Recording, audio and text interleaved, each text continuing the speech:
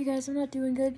Just get that out of the way. But the subject of my daddy, I don't have the energy to go into everything because it's quite a story. But I'll gloss over the fact that you may or may not know that thanks to daddy, I got clown blood and lots of mental illness. He was an orphan, ran away to join the circus, stayed in the train in the compartments back where the animals were, laid there with the elephants instead of the people because he loved animals so much, and he instilled that on me. Be good to animals, not so much people, but my daddy was beautiful spirit. He was always doing tricks for the kids in the neighborhood. He liked to balance stuff on his head. A lot of people remember him he's like the guy that looked like Stone Cold Steve Austin balancing chairs on his head. Yeah, that's daddy. All the little kids thought he was Stone Cold back in the day, and he let them think that, and he would let them ride on his muscles, and how he just was so nice. When I say the word Tears of a Clown, I always thought of daddy, because he had a lot of problems, and he wasn't happy, but he made other people happy, because that's all he could, that's as close as he could get, I think, to being happy, was to make other people laugh. I do the same. I didn't see him a whole lot growing up, but he was my favorite person. I think he should write a book. I would like to write a book. He tried to kill a pedophile one time, took half a dozen cops to get him off. He beat the fuck out of a guy for bragging about killing a cat at the mission where I used to live when he came to visit. Got kicked out of the mission. And beat a guy down for saying something nasty about me in a library. That kind of amazing, free-spirited, unhinged, beautiful creature, And this is just for you guys that don't know about him. He was so damaged. So, you know what happens? When you have no support and you're damaged, you turn to things you shouldn't. But it feels so good. So, drugs happened. I hadn't seen him in a long time. Went to visit him. It went bad. Feels like I was maybe visiting the drugs and what happens when you don't take medication for all the things you need medication for. And 10 years go by, and in the shape he was in, I was convinced by those around me and by my own mind that he was not only in the ground, but better there, only for the sake that he would have found peace. So, in everyone's heart, he had passed away. And in a way, I felt happy for him because I know he was in so much pain. He was in so much pain. There's so much that goes unsaid that I can't just say in a video. But I mention my daddy every day. I tell people stories about him. I brag about clown blood, Ringling Brothers. I got pictures everywhere of him and Nellie the elephant.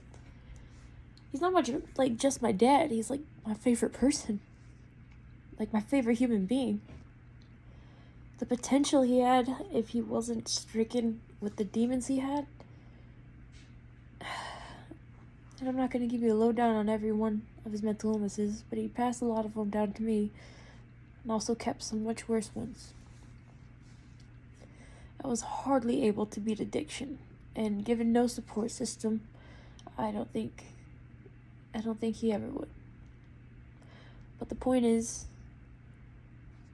for years, if I didn't see him, someone would pop up and be like, hey, call this payphone at this time, and then daddy would be there. Or like, I'd get some burner phone number calling me. I'd always answer because it would be him. Or I'd have someone pop up on MySpace or Facebook and be like, hey, this is your dad, and it's someone else's profile. But after 10 years, that didn't happen. Somehow my heart and my brain had told me he was gone. My family were looking for his obituaries all the time just to see what happened. After we had been looking for him in the jails and stuff, which is kind of normal.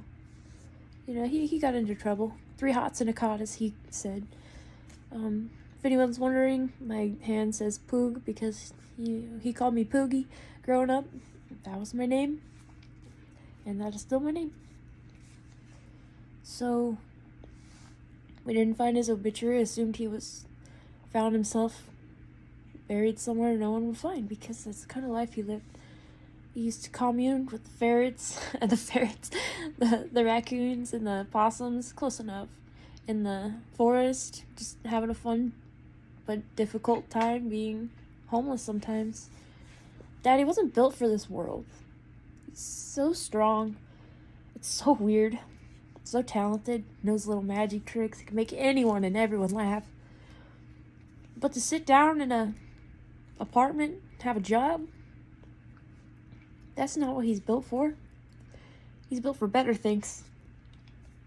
Anyways, a nice woman contacted me recently. I thought she was some kind of scammer, because I've been getting some pretty personal scammers lately. Personal to my interests, sound like humans. I was so ready to do something crazy if a scammer came to me and said, your dad is alive. And then I go talk to this person and it's a fucking scammer. Like, I would have gone on a mission to hurt people. Like, I'm going to jail. I'm going to jail. I don't care. You don't do that to people. You do not do that to people. But it was a very sweet woman who befriended my dad. I don't know who my dad is anymore. At the time, I was a little scared of him, to be honest. But I've always loved him dearly. I just didn't want him to see me like this if he was alive, that's for sure. He would not be proud of me right now. When I was a little kid, I would always say, Daddy, I want to be a buff chick one day. I want to be so strong like you.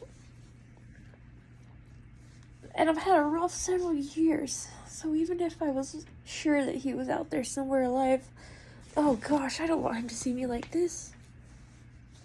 I'm just a wreck constantly. He used to tell me I have moxie. And that I was so tough, but I'm not. But I'm really not. I can't let the last person that I respect. First of all, I still need to get, proof physically that he still exists, because my mind's like, no, this still couldn't be real. He'd be so ashamed. But you know what? If he is around still, I hope he is. It's just one more reason to get better and not look like such a fucking mess all the time. I'm really not this weak, people. I'm just at the end of my rope and I'm tired. And I thank you guys for everything. But that's the story. I just had someone pop up to say that she knows my dad. She befriended him. I'm waiting to see a picture to prove it, just to be sure, because this is a lot. But I just don't want him to know the person I am now, because it's not the person that I want to be. But we're getting there. Thanks, guys.